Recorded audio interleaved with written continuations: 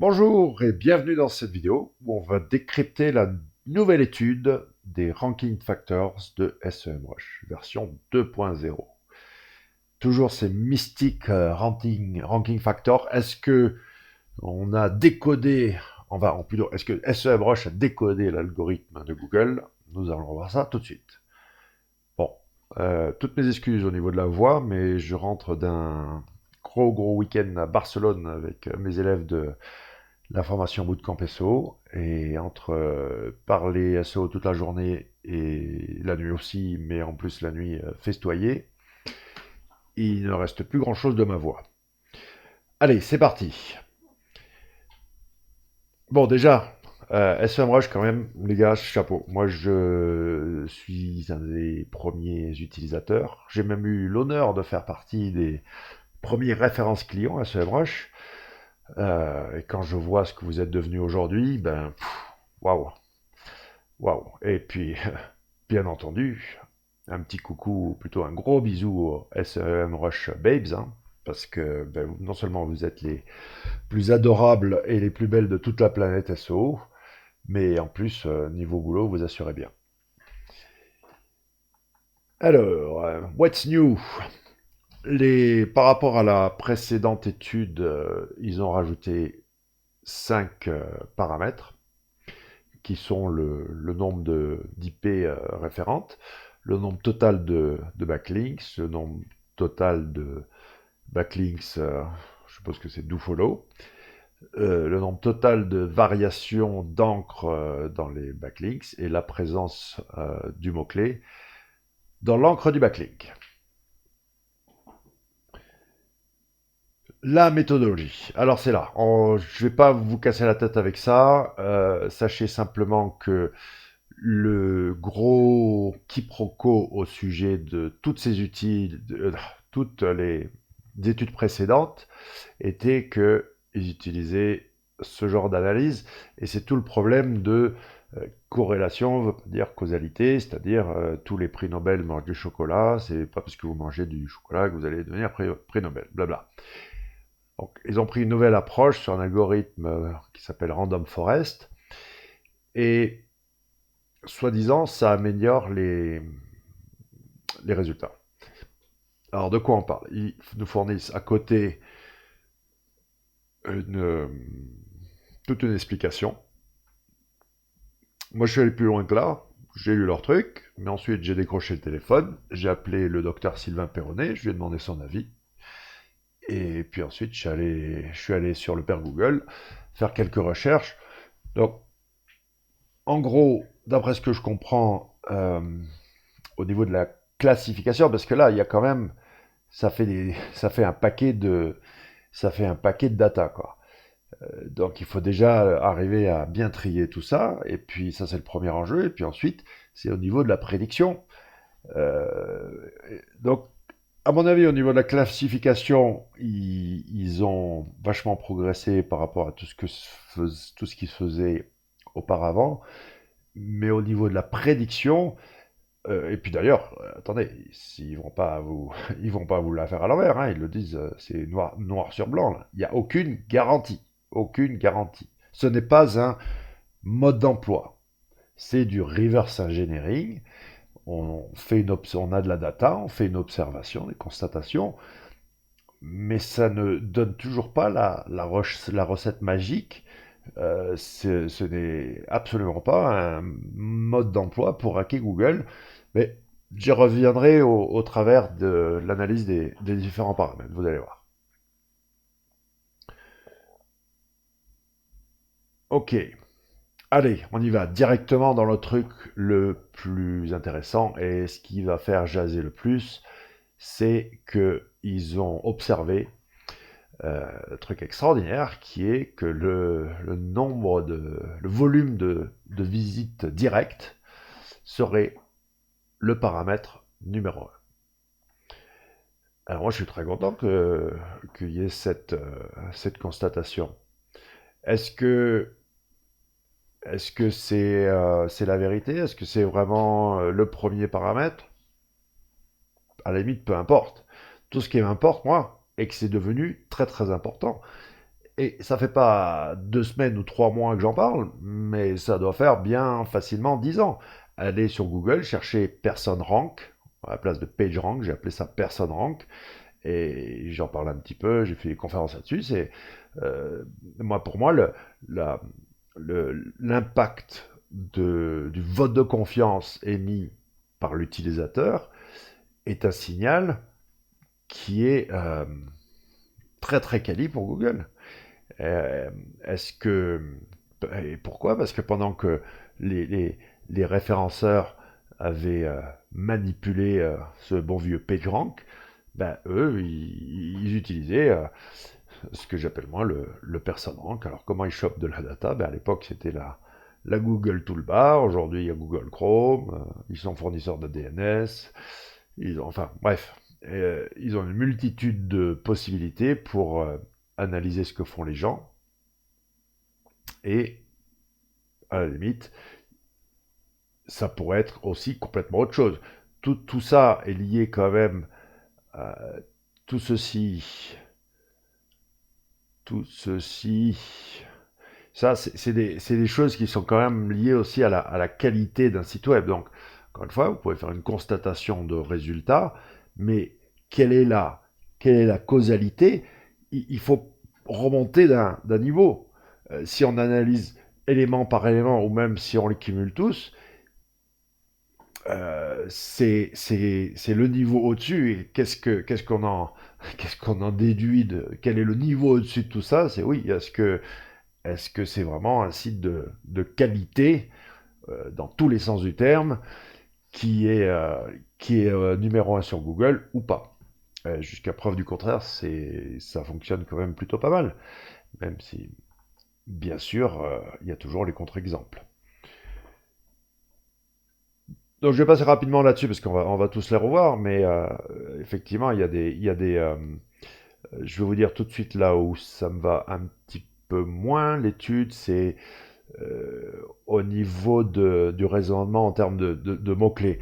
Ceux qui me suivent suivent de relativement près, savent quand même que pour moi, le raisonnement en termes de mots-clés est complètement obsolète.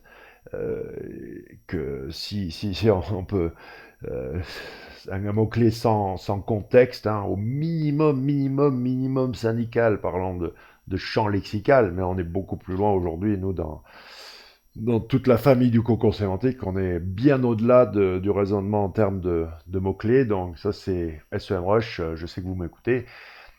Pour la 3.0, faut qu'on parle de autre chose que du mot-clé. Mais c'est quand même surprenant, notamment des choses comme ceci, de voir que... Parce que, allez, soyons francs, si vous voulez la bonne petite recette du SEO, cherchez pas, il n'y a pas besoin de cocon sémantique, il n'y a pas besoin de HTTPS, title plus backlink, point. C'est quand même depuis, depuis le premier jour qu'on fait comme ça, et jusqu'à preuve du contraire, ben, encore aujourd'hui, ça marche toujours. Donc, on peut se le compliquer comme on veut, balise title plus backlinks. Euh, Si ça vous suffit, vous pouvez arrêter la vidéo aujourd'hui et continuer à faire des balises title et des backlinks. Sinon, on continue.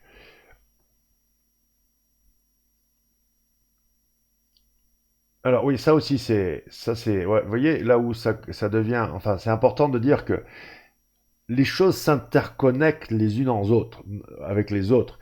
Donc aussi, c'est quasiment impossible d'analyser pour nous l'interprétation de cette étude à notre niveau, comment on l'utilise. Admettons que vous voulez donc manipuler le truc là. Vous allez acheter des clics. Comment vous acheter ou générer des clics? Comment vous allez le faire? Il y a mille et une manières, mais vous faites ça sur un site web, ça marche pas. Ça, vous le jouez à pile ou face. Après, vous voulez commencer à vraiment faire les choses correctement, alors prenez 1000 sites. Et attention, hein, je ne sais pas, 1000 sites de PBN, puis en plus, c'est une ineptie, si vraiment vous faites des sites de PBN pour ranker, enfin, si vous utilisez aussi 2PBN pour ranker, il y a déjà un problème dans la stratégie, mais quand on parle de 1000 sites, on parle de 1000 vrais sites. Et ensuite, oui, vous pouvez mettre en place un process pour dire, bon, ben voilà, je vais générer des clics de telle ou telle manière. Vous pouvez commencer avec un tel volume de sites, de peut-être trouver une petite manière de manipuler l'algo, mais il faut donc, un, il va falloir un certain volume de sites, et deux, il va falloir dans votre process pour justement comment sont faits les clics, d'où ils viennent, qui clique, est-ce que les gars ils ont le cookie Google, est-ce qu'ils ont Google Chrome, est-ce qu'ils ont des DNS Google, enfin il y a plein quand même de... C'est un petit peu plus compliqué que d'aller sur Amazon Mechanical Turk et acheter des clics, quoi. Ou peu importe, ou avoir un bot clicker ou tout ce que vous voulez. Alors, boum, on y va directement.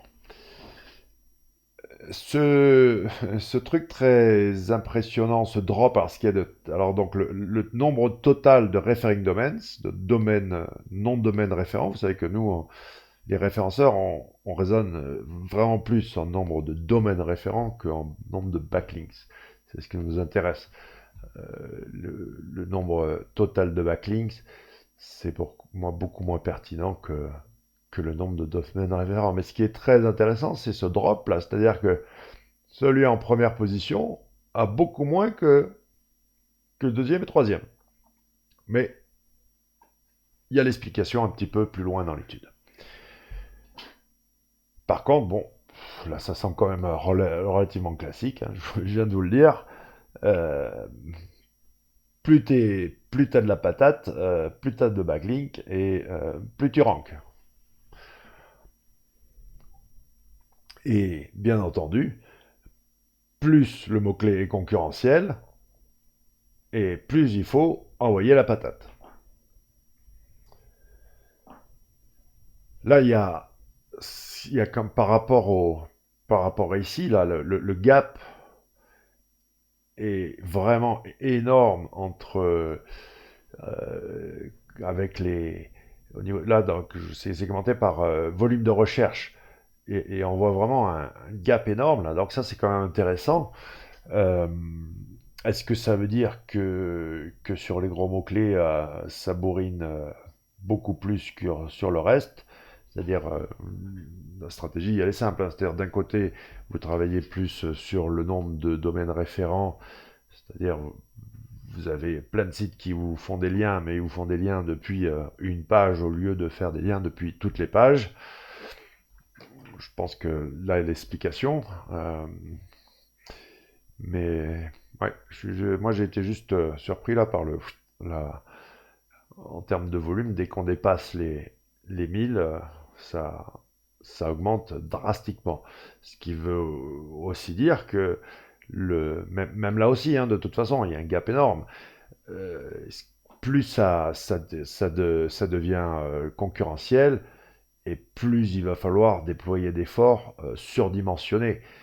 Ce qui rejoint aussi tout mon discours par rapport à la surévaluation du SEO, mais ça, c'est un autre discours, je le garde pour un peu plus tard, pas aujourd'hui. Là aussi, ça c'est quelque chose, je suis content qu'il l'ait rajouté à leur étude, parce que c'est quelque chose qui fait partie de mes audits, moi, de popularité depuis que, depuis que j'ai cette data à disposition. Donc c'est depuis que j'utilise Cognitive SEO, et ça fait... Ah, je pourrais pas vous dire, je me rappelle plus, mais bon, bref, ça fait un paquet de temps que ouais, j'ai mon camembert avec... et en plus aussi, moi j'ai Referring IPs et les classes C. Et on voit, mais rien que le camembert nous indique s'il y a réseau de sites, enfin en tout cas s'il y a un réseau de sites mal fait, c'est-à-dire qui a un nombre d'IP trop faible. Donc là, le nombre de backlinks do follow. Euh, là où je dois nuancer cette métrique, ça, je sais pas, moi j'aurais bien aimé le voir justement avec avec les do-follow. Ma- pour être très clair sur la répartition no-follow, do-follow, mon point de vue a changé depuis l'apparition du nofollow. Avec Aurélien Bardon, vous pouvez aller sur Oseox et retrouver l'étude qu'on a faite à l'époque sur le dofollow.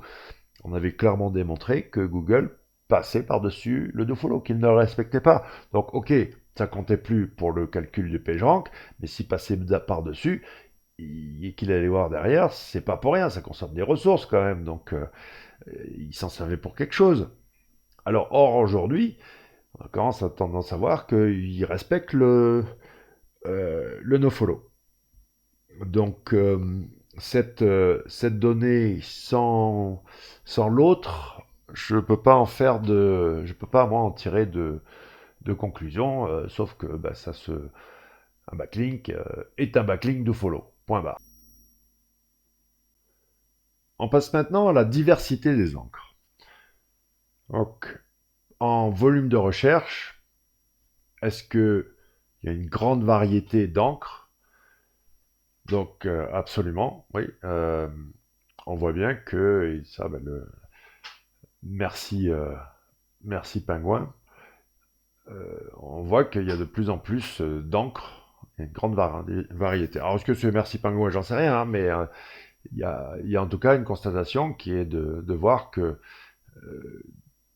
ce soit par volume de recherche ou par longueur de la requête, il y a quand même une tendance à grande variation d'encre. Et tu voyez, enfin, ça fait beaucoup d'encre. Hein. Alors, ceci explique cela. Bon, attendez. D'abord, on va passer au deuxième avant de faire la conclusion. Mais là, c'est plutôt est-ce qu'il y a la présence du mot-clé dans l'encre? Ok. Maintenant, là, on voit bien que le mot-clé dans l'encre, à part peut-être pour les super concurrentiels en position 1, ça a quand même relativement disparu des bonnes pratiques. Et quand je dis merci pingouin, ben c'est est-ce qu'ils ont réussi à éradiquer la présence des mots-clés dans l'encre grâce à Pingouin, l'algorithme, ou à la communication autour de Pingouin? Parce que je sais pas pour vous, mais moi, Pingouin, j'en ai entendu plus parler. Est-ce que l'encre dans le backlink a perdu de son influence parce qu'on ne la voit plus présent dans, dans ceux qui sont positionnés? Hmm, moi, j'en sais fiche trop rien, mais je pense pas. À mon avis, ok, c'est pénalisé. Donc, peut-être que ça se révèle être moins efficace, ou en tout cas plus risqué, mais est-ce que c'est pour autant moins puissant? euh, Je sais pas, mais c'est quand même intéressant. C'est quand même intéressant de voir que là, on voit, vous voyez parfaitement le problème là d'une observation, mais est-ce que derrière, comment c'est foutu du point de vue algorithmique? On n'en sait rien. Est-ce qu'à la limite, la communication, le règne de la terreur, si vous allez googler Infowar Google, Info, donc INFOWAR Google, j'ai écrit quelque chose là-dessus, ou les techniques de guerre psychologique, de stratégie militaire utilisées par Google auprès des webmasters et des référenceurs, est quand même quelque chose d'assez extraordinaire. Ils ont mis tout le monde au garde à vous. Donc après, est-ce que c'est algorithmique ou de la com? Mais en tout cas, la constatation est là.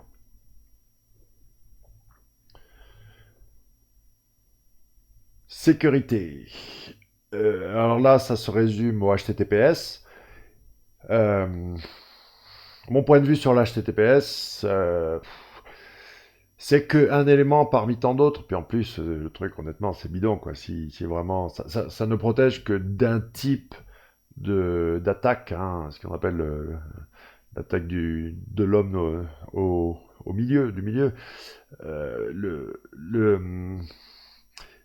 là aussi, c'est tout un ensemble de signaux qui doivent rassurer, qui doivent, comment vous protégez les données de vos utilisateurs, comment vous prenez soin de vos utilisateurs est quelque chose qui est un signal très très puissant pour Google, un signal de confiance, et le HTTPS en fait partie. En tout cas, moi, ma prégo là-dessus, c'est que à mes clients, je vous le dis comme je leur dis à eux, début 2017, je disais, les gars, vous prenez votre temps, faites-le bien, il faut que ce soit fait d'ici la fin de l'année.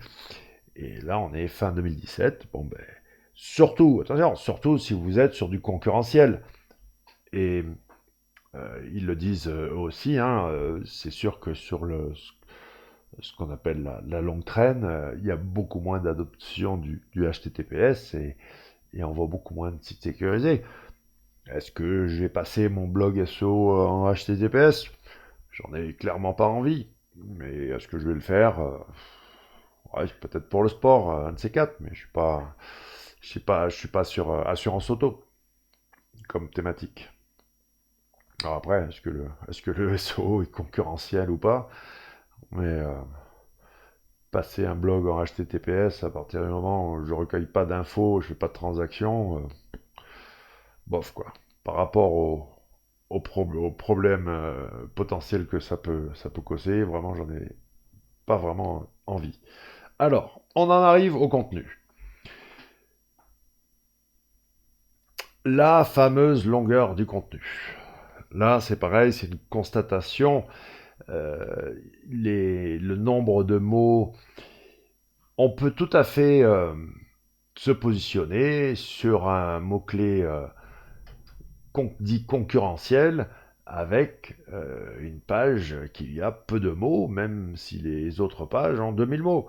C'est, on a cette pratique, hein, c'est pratique pour nous, cette histoire de 500 mots minimum, et on voit bien à la limite que c'est devenu une pratique générale finalement. Mais franchement, bon, ça tient pas à grand chose. La vérité, c'est que euh, ce qui est plus intéressant, peut-être, c'est à la limite quand on le segmente comme ça, plutôt que par volume de recherche. Quand on le segmente du point de vue de la longueur de la requête, ben oui, on voit que, et c'est logique, hein, comme ils le disent là, c'est-à-dire que les gens qui cherchent sur une requête courte, trois mots clés ou moins dans la requête, ils espèrent une réponse concise. Et puis plus la requête est complexe et plus ils recherchent des documents complets. Alors, bon ben là c'est vrai que ça met à mal mon truc de il faut le mot-clé dans le titre, c'est la base. Il faut le mot-clé dans le titre, sauf que, comme je vous ai disais en intro, aujourd'hui, moi je ne raisonne absolument plus en termes de mots-clés. Le mot-clé seul pour moi, c'est une... non, à la limite, ouais, j'ai même pas envie d'en parler, quoi, parce que sans son environnement, sans ce qu'il y a autour, le mot-clé tout seul, pour moi, n'a plus aucune... c'est plus du tout pertinent. Il y a, c'est beaucoup plus intéressant, et puis on a fait tout un tas d'expériences, enfin, c'est vachement intéressant de voir que pour faire comprendre quelque chose à un robot qui ne comprend pas comme nous en tant qu'humain, quand on arrive à bien l'aider justement grâce à le cocon sémantique est une partie de la solution, mais ça se passe. Moi, j'ai extrapolé à partir d'une constatation sur la page. Mais moi, ça remonte quand même à 2004, mes premières expérimentations là-dessus, hein. Si vous vous rappelez de ce qu'on appelle communément la triplette du bourrin, ben c'est aussi dans cette même ordre d'idée, hein. C'est-à-dire que ça sert à rien de répéter quelque chose à tort et à travers. C'est plutôt en l'épaulant avec d'autres éléments connexes qu'on va... Le fameux, pour vous l'expliquer simplement, hein, c'est le jeu du mot mystère. J'ai une carte avec un mot. Comment j'arrive à vous faire deviner ce mot? J'ai pas le droit de dire le mot. Il faut que j'utilise tout un tas de subterfuges, tout un tas de... Tout ce qui est à ma disposition et pour décrire ce mot. Et c'est bien plus puissant que simplement le mot-clé en lui-même. Mais bon, on voit quand même que plus c'est concurrentiel, plus il y a une tendance à avoir le mot-clé dans la balise title. Donc, moi, je reste sur mes principes. Je suis peut-être un vieux dinosaure du SEO, mais ouais, les basics. Mots-clés dans la balise title. Dans la métadescription, là, on le sait bien hein, que la métadescription n'influence en rien le ranking. Si vous vous en doutez, faites un test très simple, hein. Vous inventez un mot-clé, vous mettez une suite de caractères qui a 0 résultat dans Google, vous mettez cette suite de caractères dans votre métadescription, et si effectivement c'était pris en compte, alors votre page devrait apparaître. J'ai pas fait le test récemment, mais jusqu'à la dernière fois que j'ai fait le test, c'était il y a peut-être 2-3 ans, ça ne marchait toujours pas. Là, pareil, je peux pas trop commenter ça parce que je trouve que l'analyse sur le mot-clé, et puis, vous voyez en fait que tout ça c'est flat. Donc ceci explique un peu cela, parce que je dis pas que je sais tout, hein, mais tout ce que je dis, c'est que, ouais, juste raisonner sur le mot-clé, ben, vous voyez là, quoi, il n'y a pas de... Après, on peut dire un petit peu plus, un petit peu moins, mais non, c'est... Oubliez le mot-clé, arrêtez de raisonner juste en mot-clé.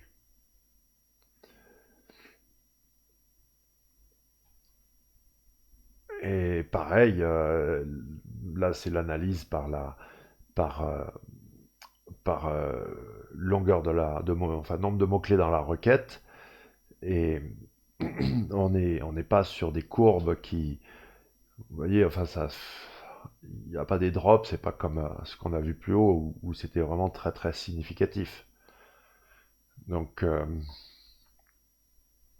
après, effectivement, la première position, là, il y a quand même il y a quand même une hausse significative. Alors, là, vous voyez, par rapport à ce qui se passe au-dessus, là, on a quand même des courbes qui sont vachement plus intéressantes au niveau de la... donc là, c'est euh, nombre de visites par volume de recherche. Et là, attendez, là c'est toutes les visites. Et là, c'est les visites directes. Donc, on voit bien qu'il y a une connexion directe entre le nombre de visites et le positionnement. Encore une fois, hein, vous aurez l'explication de ce problème pour la position 1 dans quelques minutes. Et effectivement, moins c'est concurrentiel, et moins il y a besoin d'avoir donc des visites. Alors là, c'était toutes les visites, et là, c'est les visites en direct.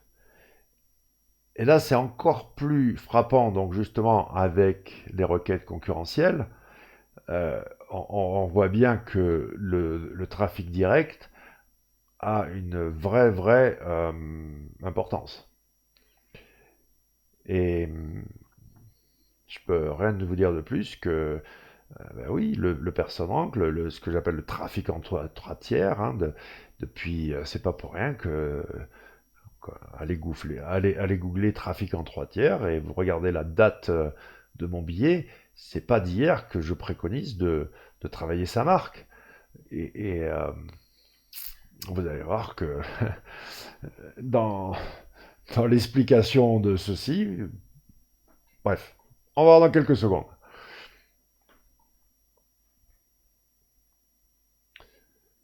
Le taux de rebond. Là aussi, on, je suis mitigé parce que euh, moi j'ai toujours dit, c'est pas le taux de rebond dans Analytics que Google prend en compte, c'est ce qu'on appelle le pogo sticking, c'est-à-dire c'est le taux de rebond dans les résultats de recherche. Ça, c'est un fait qu'il utilise le taux de rebond dans les résultats de recherche. Maintenant, pour moi, le taux de rebond, c'était trop compliqué pour le normaliser comme ça. Parce qu'il faut que ce soit pris par vertical. Vous ne pouvez pas comparer l'expérience utilisateur sur un site de voyage où il faut visiter 25 pages, on y passe 20 minutes, et tiens, Wikipédia par exemple. Wikipédia, bon ben, clac, vous googlez un truc, vous avez fait la définition de Wikipédia ou la page, et puis est-ce que vraiment vous allez visiter d'autres pages ou un blog, même un blog peut. Après, c'est sûr que faut pas déconner. On est 50% me semble être quand même la limite raisonnable pour commencer à être pas trop mauvais ou moins pire. Donc c'est même si euh, même si j'ai un peu des problèmes avec l'utilisation du taux de rebond dans Analytics, euh, c'est clair que si vous avez pas 50%, bah c'est pas là ça commence à devenir clairement défavorable. Mais là, c'est, comme je vous disais tout à l'heure, on fait une constatation, mais c'est peut-être une conséquence d'autre chose du point de vue du calcul algorithmique. Et tout ça, c'est lié à la qualité, donc c'est clairement logique. Plus t'es de qualité, et plus les gens vont visiter de pages, etc. Donc même qu'ils analysent ou pas le taux de rebond, c'est à la limite une autre histoire. Mais moi, je dirais, simplifions l'histoire. Si t'es pas au moins un minimum à 50%, après 50%, 54, 56, perso je m'en fous, mais moi ce que je dis, j'ai toujours dit, hein, il faut au moins 50% de taux de rebond, alors que d'autres ont dit 70, 80, non, 50% pour moi ça me va. Donc complètement en phase avec vous SMrush. Là, le temps passé sur le site, même histoire que précédemment. Est-ce que c'est la conséquence de la qualité ou est-ce que c'est vraiment le temps sur le site qu'ils analysent? Et puis, cela, on est dans des secondes, hein. Euh,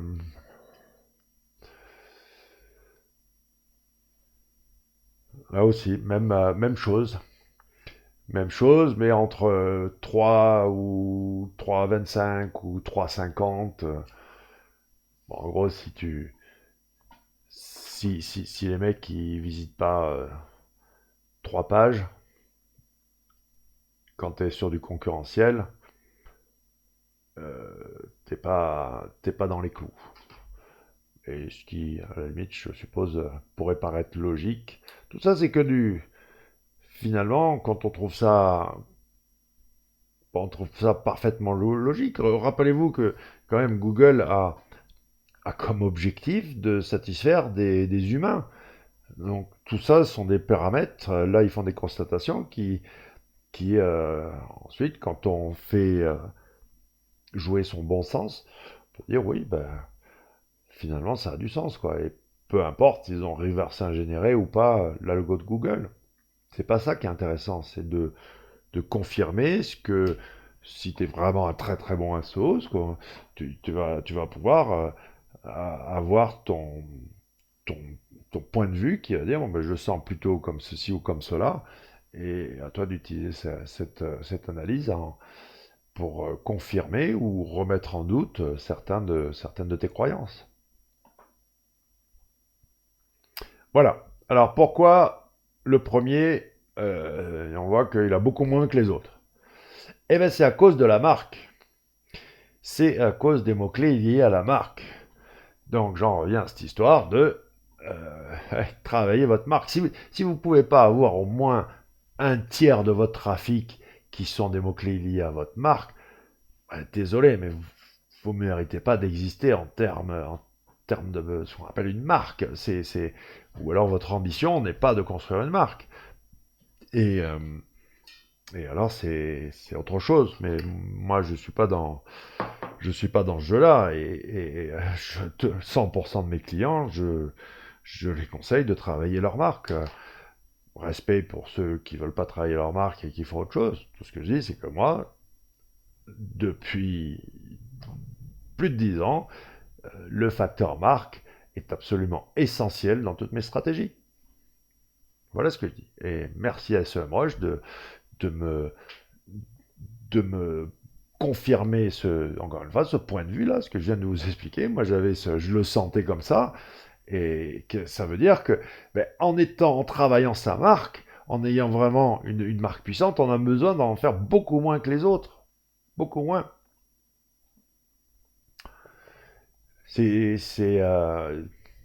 Enfin, regardez quoi. Regardez, c'est quand même absolument effarant. Et puis, c'est-à-dire que en première position, il y a un site qui va avoir des métriques beaucoup moins bonnes, mais c'est la marque. Voilà. Et dans le volume de mots-clés total de SEMrush, les mots-clés liés aux marques ont, enfin, biaisé. Ça fait un truc un peu bizarre, là, quand même, quoi. Que le premier est vachement moins que le deuxième et le troisième. Donc, posez-vous les bonnes questions à ce sujet-là.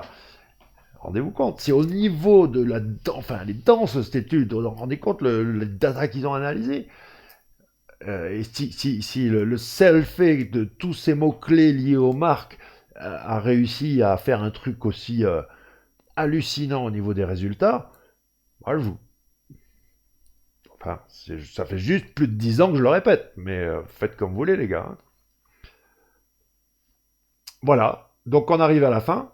J'espère que vous avez aimé. En tout cas, je vous encourage à télécharger l'étude, à la partager et qu'on en parle à dispo. On pourra faire un petit, pourquoi pas faire un petit webinar SEMrush.